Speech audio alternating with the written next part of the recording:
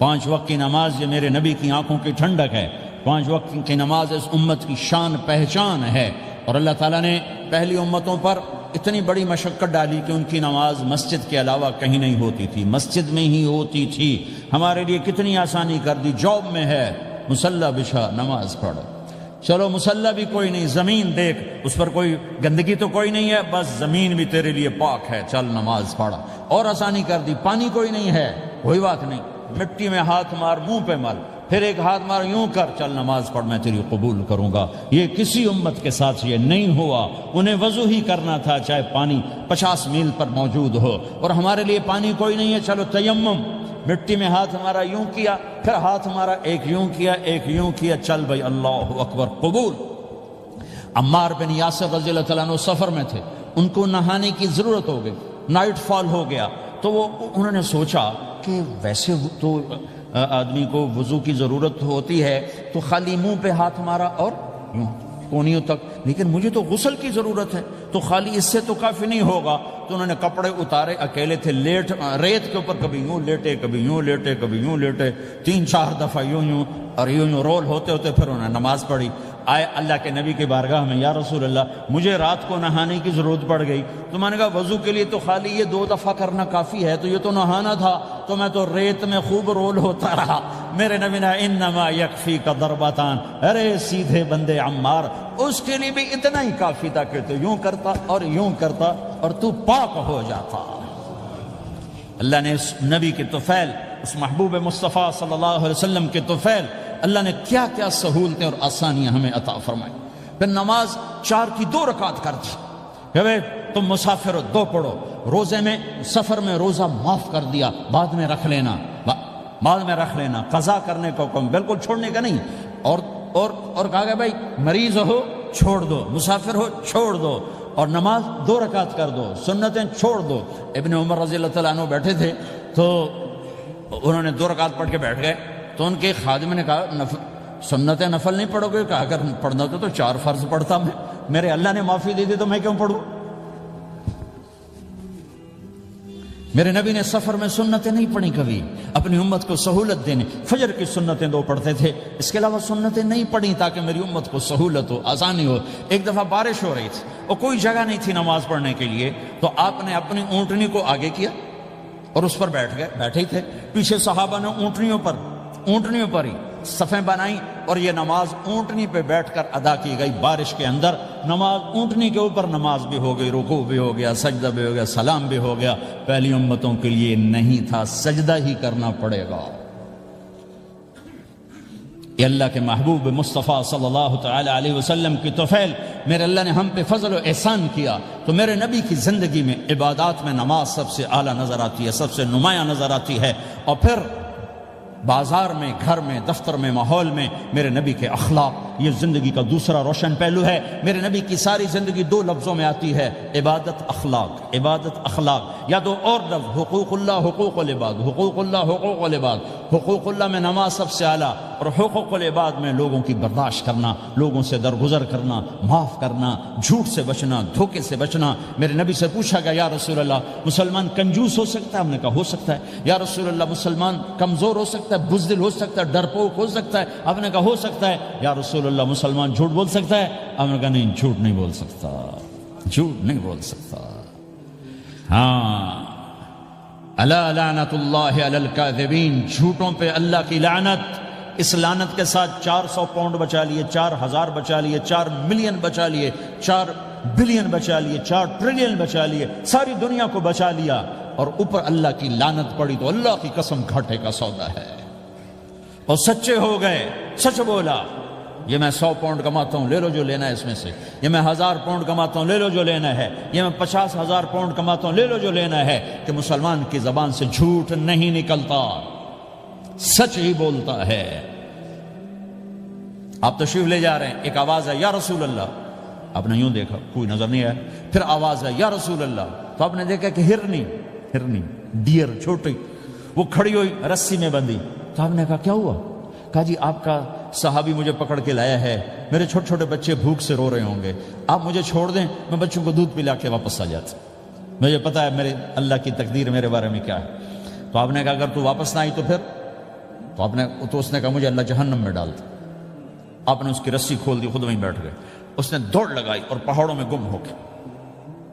تھوڑی دیر کے بعد وہ دوڑتی ہوئی آئی اور آ کے سر یا رسول اللہ میں حاضر ہو جاؤں۔ تو آپ نے اس کو باندھ کے وہیں آپ بیٹھ گئے نہیں۔ دیر کے بعد وہ صحابی آئے جنہوں نے اس کو شکار کیا تھا، پکڑا تھا، تو کہنے لگے ان کا یا رسول اللہ آپ یہاں کیسے؟ کہ میں ایک درخواست لے کر آیا ہوں۔ کہ کیا؟ کہ یہ ہرنی مجھے ہدیہ کر دو۔ کہ یا رسول اللہ سب کچھ آپ کا ہے، کہ بس یہ ہدیہ کر دو۔ کہ یا رسول اللہ حاضر۔ تو آپ نے اس کو لے کر رسی اس کی گردن سے نکالی کہ جا بچی اپنے بچوں کے پاس جا کے خوشی منا، سچ نجات دیتا ہے اور جھوٹ ہلاک کرتا ہے۔ ایک ہرنی جان کی بازی کھیل گئی سچ بولنے کے لیے، تم چند پونڈوں پہ جھوٹ بولتے ہو، ایمان کو برباد کر کے رکھ دیتے ہو۔ مسلمان جھوٹ نہیں بولتا، مسلمان دھوکہ نہیں دیتا، مسلمان کی زبان سے سخت بول نہیں نکلتا، کسی کو بے عزت نہیں کرتا، کسی کو کی بے اکرامی نہیں کرتا، کسی کا دل نہیں توڑتا، کسی کو ذلیل نہیں کرتا، خود سہتا ہے، اوروں کو خوشیاں دیتا ہے، خود دکھ سہتا ہے، اوروں کو راحت دیتا ہے، خود تکلیف سہتا ہے۔ یہ میرے نبی کے اخلاق ہیں، یہ میرے نبی کی زندگی ہے، اور یہ اسلام کا سب سے بڑا چیپٹر ہے اور سب سے مشکل چیپٹر ہے۔ جب میرے نبی نے لمبی نمازیں پڑھی تو اللہ نے روک دیا کہ میرے حبیب ما انزلنا علیک القرآن لتشقى، اتنی لمبی نماز نہ پڑھ کے تو تھک جائے۔ میرے نبی نے تبلیغ میں زور دکھایا تو اللہ نے روک دیا، فلتذهب نفسك علیہم حسرات، میرے نبی اتنا غم نہ کر کے آپ خود ہی آہیں بھرتے بھرتے آپ مر جائیں۔ میرے نبی نے مال سارا خرچ کیا، اللہ نے اس سے بھی روک دیا، ولا تبسطها كل البسط فتقعد ملوما محسورا، اتنا خرچ نہ کریں کہ آپ خود پھر دکھی ہو کے بیٹھ جائیں۔ خرچ کرنا بہت بڑا عمل، تبلیغ سب سے سارے عملوں کا سردار عمل، تبلیغ سے بڑا کوئی کام ہوتا تو اللہ نبیوں کو دیتا، اگر تبلیغ سے بڑھ کر کوئی کام ہوتا تو اللہ نبیوں کو دیتا، گشت سے بڑھ کر کوئی محنت ہوتی تو اللہ نبیوں کو دیتا۔ 950 سال نوح علیہ السلام گشتی کر رہے ہیں، اور اللہ کی مان لو، اللہ کی مان لو، اتنا عظیم عمل کا میرے نبی درمیانہ نماز سب سے بڑی عبادت، میرے نبی درمیانہ کام، لیکن جب میرے نبی نے اخلاق اچھے کیے، دشمن کو معاف کرنا۔ تو ایک آدمی آپ سوئے ہوئے تھے، آپ کی تلوار لٹکی تھی، ایک آدمی آیا، اس نے آپ کی تلوار اتاری اور یوں ہماری پسلی میں، آپ اٹھ کے بیٹھ گئے۔ اب وہ قتل کے ارادے کے لیے آ چکا ہے اور تلوار یہاں ہے، کہتا من یمنعک منی، اب بول تمہیں کون بچائے گا؟ تو آپ نے مسکراتے ہوئے کہا اللہ، تو اس کے ہاتھ سے تلوار گر پڑی، تو آپ نے اٹھا لی، آپ نے یوں سیدھی کی، اب تو بچا، تجھے کون بچائے گا؟ وہ کہنے لگا مجھے تو ہی بچائے گا، وہ تو اللہ کو جانتا نہیں تھا، کہا بابا مجھے تو ہی بچائے گا۔ تو آپ کہتے ہیں اس کا سر اڑا دو، یہ نبی کو قتل کرنے آیا ہے۔ میرے نبی نے فرمایا کلمہ پڑھتے ہو؟ کہا نہیں پڑھتا۔ کہا جاؤ معاف کیا۔ یہ میرے نبی کے اخلاق ہیں۔ 20 سال جنہوں نے قتل کے منصوبے بنائے، قتل کے منصوبے، مکہ والے، جب آپ مکہ میں فاتحانہ داخل ہوئے، ابو سفیان سب سے زیادہ آپ کو دکھ پہنچانے والوں میں پیش تو آپ نے ابو سفیان کو عزت دی۔ جو ابو سفیان کے گھر میں داخل ہوگا اس کو کچھ نہیں کہا جائے گا۔ آپ تو ابو سفیان کو بلا کے سولی پہ لٹکاتے، اور آپ کہہ رہے ہیں جو ابو سفیان کے گھر میں جائے گا اسے کچھ نہیں کہا جائے گا، جو بیت اللہ میں ہوگا اسے کچھ نہیں کہا جائے گا۔ سارا مکہ سامنے، آپ یوں بیت اللہ کا دروازے پر یوں دونوں ہاتھ ایسے ٹکا کے کھڑے تھے۔ پھر آپ نے کہا میں کیا کروں گا اب تمہارے ساتھ؟ تو سہیل بن عمر نے کہا آپ کریم ہیں، کریم کے بیٹے ہیں۔ تو آپ نے کہا جاؤ میں نے معاف کیا۔ یہ اخلاق آج مٹ چکے ہیں، مردوں سے، عورتوں سے، علم والوں سے، خانقاہ والوں سے، تبلیغ والوں سے، سب زیرو ہوئے پڑے ہیں۔ جب تک یہ اخلاق زندہ نہیں ہوتے اسلامی زندگی قائم نہیں ہو سکتی، اسلامی معاشرت قائم نہیں ہو سکتی۔ اور دین دو چیزوں سے آگے پھیلتا ہے، ایک دعوت اور ایک اخلاق۔ دعوت اور اخلاق۔ دعوت نہیں ہوگی تو اخلاق وہیں پڑے رہ جائیں گے، اخلاق نہیں ہوں گے تو دعوت کوئی قبول نہیں کرے گا۔ میرے نبی نے کتنے معجزے دکھائے مکے میں، نہیں کلمہ پڑھا۔ بدر میں ان کے 70 مارے گئے، فرشتوں کو دیکھا، جبریل کے گھوڑے کی آواز سنی، کلمہ نہیں پڑھا۔ خندق میں شکست ہوئی، کلمہ نہیں پڑھا۔ پانی نکلتے دیکھا، انگلیوں سے کلمہ نہیں پڑھا۔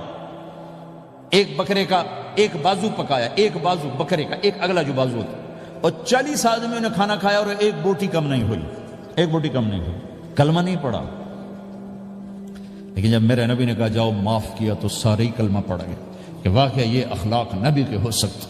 حنین کی جنگ میں جب بھاگے لوگ، شکست ہوئی، تو ایک صحابی کا بھاگتے ہوئے پاؤں ہمارے نبی کا پاؤں پر آیا، اور جوتا سخت تھا، تو آپ نے کہا اوجعتنی، اور آپ کے ہاتھ میں چھڑی تھی، آپ نے اس کو یوں ماری، اوجعتنی، ارے تو نے مجھے کتنا زیادہ درد پہنچایا، دکھ پہنچایا. وہ بیچارے پگھل کے رہ گئے اور پریشان ہو گئے، اور فرماتے ہیں سارا دن میں پریشان، ساری رات پریشان کہ اللہ کے نبی کو میں نے تکلیف پہنچائی، اب میرا کیا بنے گا. اگلا دن ہوا تو اعلان ہو رہا تھا بھائی جس کا پاؤں نبی کے پاؤں پہ آیا تھا اس کو اللہ کے نبی بلا رہے ہیں.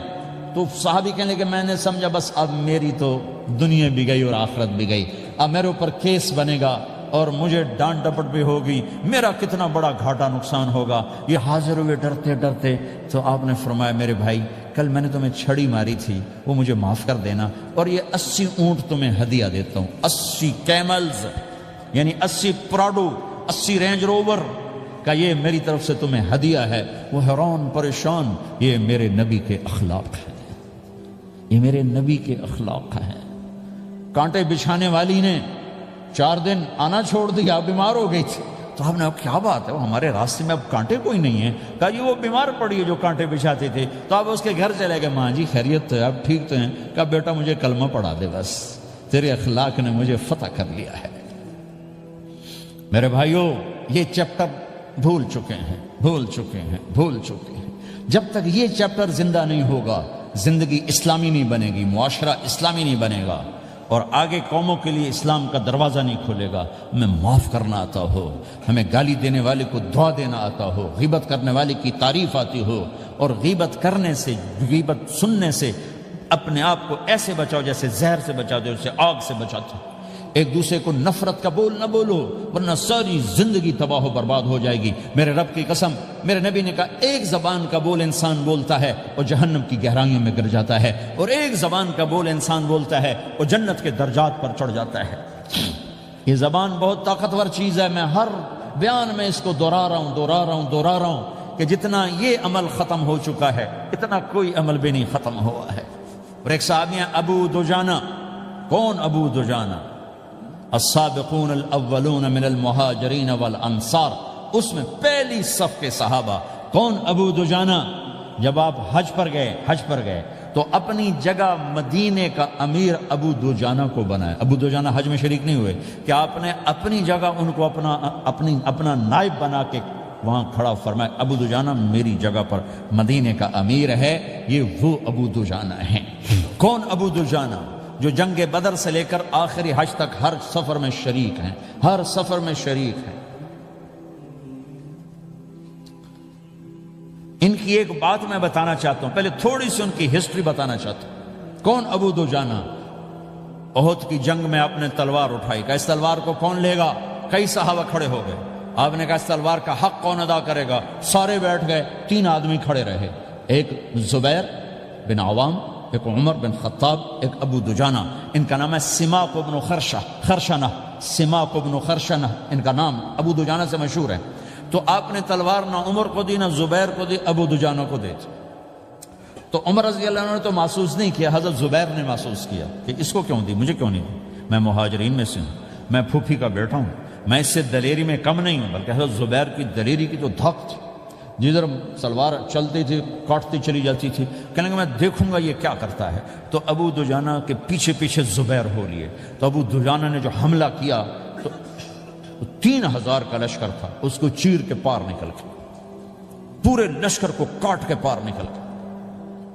اور آگے عورتیں کھڑی تھیں جو مکے کے لشکر کو تیار کر رہی تھیں. نحن بنات طارقی نمشی علی النمارقی مشی القتل بوارقی المسک فی المخالقی المسک فی المفارقی والدر فی المخالقی ان تقبلوا نعانقی وتدبروا نفارقی فراق غیر وامقی. یہ گانا گا رہی تھیں اور ان کو تیار کر رہی تھیں. تو جب ابو دجانہ کی تلوار نظر آئی تو سب بھاگی. ہندا پکڑی گئی تو آپ نے یوں اپنی تلوار ہندا کے سر پر رکھی، انہوں نے چیخ ماری، تلوار ہٹا لی. تو زبیر پیچھے پیچھے کہ کیا کیا ہے؟ جنگ میں اگر کوئی عورت حصہ لے اسے مارنا جائز ہے، ویسے جائز نہیں ہے. عورت کو، بچے کو، بوڑھے کو ہاتھ لگانا جائز نہیں ہے. تو انہوں نے کہا تلوار کیوں نہیں چلائی؟ کہا میرے محبوب کی تلوار ہے، عورت کے خون سے رنگین کر کے اس کی شان نہیں گھٹانا چاہتا، یہ میرے نبی کی تلوار۔ پھر واپس ہوئے، پھر اٹیک کیا اور پھر مجمع کو چیر دیا۔ سامنے ایک آدمی آ رہا تھا ہاتھی کی طرح، اتنا لمبا موٹا تازہ، تو زبیر کہنے لگے میرے جی میں آیا کبھی اس کی ٹکر ہونا پھر میں دیکھوں ابو دجانہ کیا چیز ہے۔ تو اللہ کا کرنا ایسا ہوا ابو دجانہ دونوں آمنے سامنے ہو گئے، تو وہ ایسے شاہ سوار تھے کہ دونوں طرف کے لشکر ذرا تھم گئے اور وہ دونوں بھڑ گئے۔ ابو دجانہ کے اپنے جوہر، اس پہلوان کے اپنے جوہر، غبار اٹھا، مٹی اٹھی، اور اس کی اپنی طاقت، ان کی اپنی طاقت، انہوں نے ابو دجانہ کو اس نے زخمی کر دیا۔ ابو دجانہ نے جو جوش میں آ کے ماری تلوار، اس کو لگی یہاں، تو اتنی طاقت سے لگی کہ اس کے نیچے اتر کر 2 ٹکڑوں میں تقسیم کر دی۔ یوں ماری تو ایک حصہ ادھر، ایک حصہ، پھر یوں دیکھا اور اپنے چہرے سے لوہے کی ٹوپی اتاری، اما ترا انا ابو دجانہ، کیا دیکھ رہے ہو؟ میں ہوں ابو دجانہ، تلوار صحیح لی ہے میں نے، غلط نہیں لی۔ یہ ابو دجانہ ہیں۔ اور جب شکست ہو گئی احد کی جنگ میں، اور پھر 10-12 آدمیوں نے آپ کو گھیرے میں لیا ہوا تھا، ان میں ایک ابو بکر تھے، عمر تھے، علی تھے، طلحہ تھے، زبیر تھے، سعد بن ابی وقاص تھے، اور سہل بن حنیف تھے، عبادہ قتادہ بن نعمان تھے، اور ابو دجانہ تھے رضی اللہ تعالی عنہم۔ ان میں سے ایک ابو دجانہ بھی تھے، اور یمامہ کی جنگ میں ابو دجانہ شہید ہوئے، یمامہ کی جنگ میں شہید ہوئے۔ یہ ابو دجانہ کی تھوڑی سی سیرت آپ کے سامنے آئی ہے۔ اس کے بعد اب آپ ان کے قول کو سنو تاکہ اس کا وزن آپ کے سامنے آئے۔ یہ بدر کے شریک ہیں، اللہ کے نبی نے کہا بدر کا صحابی جو مرضی کرے بخشا گیا۔ یہ صلح حدیبیہ کے شریک ہیں، اللہ نے قرآن میں کہا لقد رضی اللہ، میں ان سے راضی ہو گیا۔ یہ صحابی ہیں، اللہ نے کہا کلا وعد اللہ الحسنى، اے میرا نبی تیرے ہر صحابی کے لیے جنت کا وعدہ ہے۔ اور اب یہ کیا کہتے ہیں؟ یہ کیا کہتے ہیں لوگو؟ ان ارجع عملی عند، لوگو میرے پاس، ابو دجانہ میرے پاس بخشش کا سب سے بڑا عمل جانتے ہو کیا ہے؟